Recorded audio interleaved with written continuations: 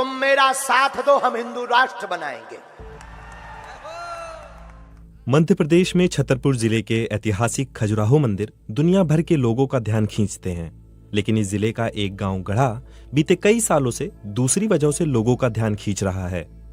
वजह है बागेश्वर धाम के धीरेन्द्र शास्त्री, जिनके भक्त उनमें एक चमत्कारी देखते हैं और विरोधी अंधविश्वास फैलाने का आरोप लगाते हैं। आइए जानते हैं धीरेन्द्र शास्त्री की कहानी।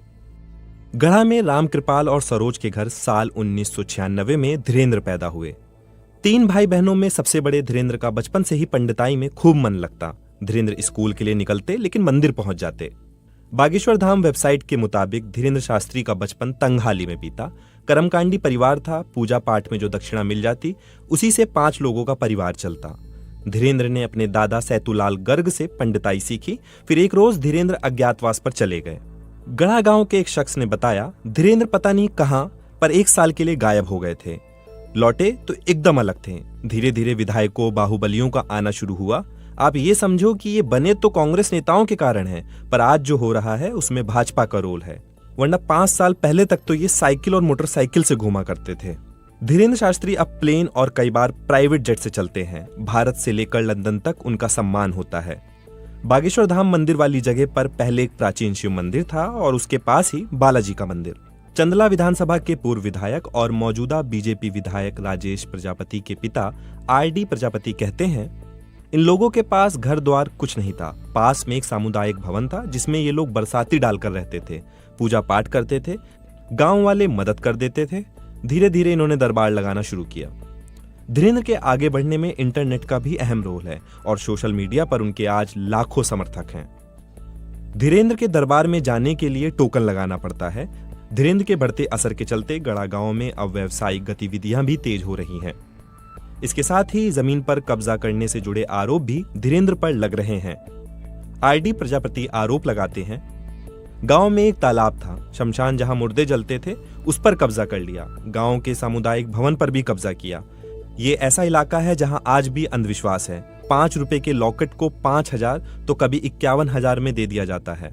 ऐसे ही करोड़ों में खेल गए। इस तरह से इनका व्यवसाय चलने लगा। धीरेन्द्र के चचेरे भाई लोकेश इन आरोपों को खारिज करते हैं। इन आरोपों पर छतरपुर के डीएम से हमने संपर्क किया पर कोई जवाब नहीं मिला। धीरेन्द्र के समर्थकों में स्थानीय नेताओं के अलावा कैलाश विजयवर्गीय, महाराष्ट्र के डिप्टी सीएम देवेंद्र फडणवीस, मध्य प्रदेश के गृह मंत्री नरोत्तम मिश्रा और नितिन गडकरी जैसे नेता भी शामिल हैं। धीरेन्द्र पर अंधविश्वास फैलाने के आरोप हाल के दिनों में तब और बढ़ गए जब अंधश्रद्धा निर्मूलन समिति के श्याम मानव ने धीरेन्द्र शास्त्री को उनके चुने हुए लोगों के बीच चमत्कार दिखाने की चुनौती दी थी। इसके बाद धीरेन्द्र के कार्यक्रम वक्त से पहले रद्द करने और मीडिया में खबरों के आने का सिलसिला शुरू हुआ। अपनी सभा में धीरेन्द्र शास्त्री भूत प्रेतों का इलाज करने का दावा करते हैं। वो मंच से बुदबुदाते हैं, फूंक मारते हैं, इनके सर में चमीटा मारे जाएं। धीरेन्द्र कहते हैं, ये मैं नहीं कर रहा, बालाजी की कृपा है। धीरेन्द्र भक्तों की समस्या के अलावा फिल्मों पर भी बात करते हैं और हिंदू राष्ट्र बनाने की भी बात करते हैं। तुम हमारा साथ दो, हम हिंदू राष्ट्र बनाएंगे। 23 जनवरी 2023 को धीरेन्द्र ने कहा, हमने आज भारत के इतिहास में नया नारा बनाया है, तुम मेरा साथ दो, हम हिंदू राष्ट्र बनाएंगे। मई 2022 में धीरेन्द्र शास्त्री का एक वीडियो वायरल हुआ था। वीडियो में एक शख्स धीरेन्द्र के पैर छूते दिखता है। धीरेन्द्र उसे रोक कर कहते हैं, छूना नहीं, हमें अछूत आदमी है। हालांकि धीरेन्द्र ने बाद में कहा वो ऐसा इसलिए करते हैं क्योंकि उनके पास बालाजी का गदा रहता है और वो सब में राम देखते हैं। ऐसे में किसी का पैर छूना उनको सही नहीं लगता। इसके अलावा भी धीरेन्द्र के कुछ बयान चर्चा में रहे, जैसे सरकार कब तक गिराएगी बुलडोजर से, हिंदुओं को गिराना होगा। शायद आप सोच रहे होंगे कि धीरेन्द्र जो करते हैं वो असल में है क्या। इस सवाल के कई जवाब हैं। धीरेन्द्र से पूछेंगे तो जवाब मिलेगा, हम कुछ नहीं कर रहे, सब बालाजी कर रहे हैं और हमसे करवा रहे। श्रद्धालुओं से पूछेंगे तो जवाब मिलेगा, चमत्कार है। विज्ञान मनोवैज्ञानिकों और जादूगरों से पूछेंगे तो जवाब बिल्कुल अलग मिलेगा। एक कला होती है जिसका नाम है मेंटलिज्म। इसे माइंड रीडिंग यानी दिमाग को पढ़ना भी कहते हैं। इस कला को जानने वाला इंसान सामने वाले के हाव भाव, शब्दों के इस्तेमाल, बोली के आधार पर किसी के दिमाग को पढ़ सकता है।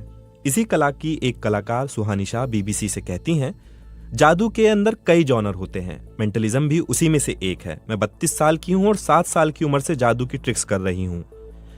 बीते 10 सालों से मेंटलिज्म कर रही हूं। मेंटलिज्म में कई तकनीक होती हैं। कई बार आंखों की मूवमेंट, हाव भाव, बोलने के तरीकों से सामने वाले की बात को जाना जा सकता है। ये पूरी कला लोगों के दिमाग के आसपास होती है। जिसे कला बोलते हैं, धीरेन्द्र उसे चमत्कार बोल रहे हैं। ऐसा नहीं है कि इस तरह से लोगों की परेशानियों को किसी कहे या अनकहे चमत्कार से दूर करने वालों में धीरेन्द्र शास्त्री अकेला नाम है। ईसाइयों, मुसलमानों में भी कई ऐसे लोग हुए हैं जो कभी हालेलुया तो कभी कुरान की आयतें पढ़कर लोगों के दुख दूर करने का दावा करते दिखते हैं।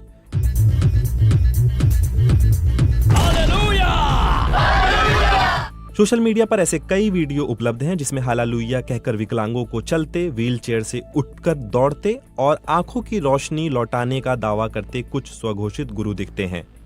पीके और ट्रांस जैसी कुछ फिल्मों में इन स्वघोषित गुरुओं पर तंज भी कसा गया है। पर्दे पर भले ही ऐसे लोगों की कहानियां और सच सामने लाने की कोशिशें हो रही हों, लेकिन हकीकत में लोगों की श्रद्धा और विश्वास धर्म से जुड़े गुरुओं पर